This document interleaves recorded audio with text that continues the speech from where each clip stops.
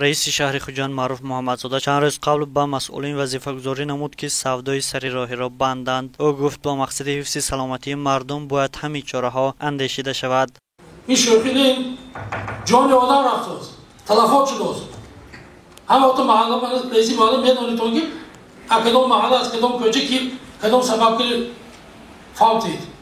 ما امروز خواستیم دانسته باشیم تا کجا گفته رئیس در عمل تطبیق شده ایستاده است. از بازار مرکزی پنجشنبه افراسیاب و بازار شرق دیدن کردیم. در بازار افراسیاب از نو ناظران تشکیل شدند و در درآمدگاه با انتیسپتیک قرار دارند. مسئولان نفران وارد گشته ایستاده را با محلول انتیسپتیکی بی‌ضرر کرده به نقابان را به بازار راه نمیدهند.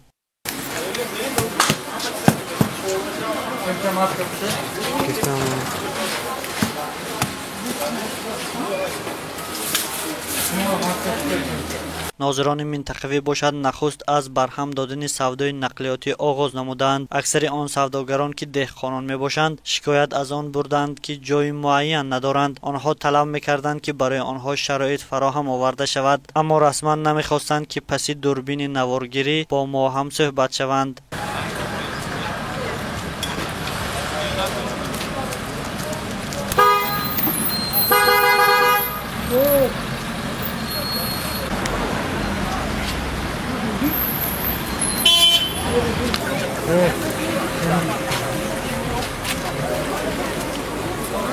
رئیس شهر خوجند معروف محمدزاده در جلسه نوماهه به مسئولین گفته بود که سوداگران را به داخل بازار راه دهند، اما یک منبع تلویزیونی تنین از بازار پنجشنبه گفت که امکانیتی در داخل بازار جای کردن همه آن سوداگران را ندارند، چون در داخل بازار جای خالی وجود ندارد. گزارش رحمان علی خالمرادov و نادر نسیمزاد، پیام روز.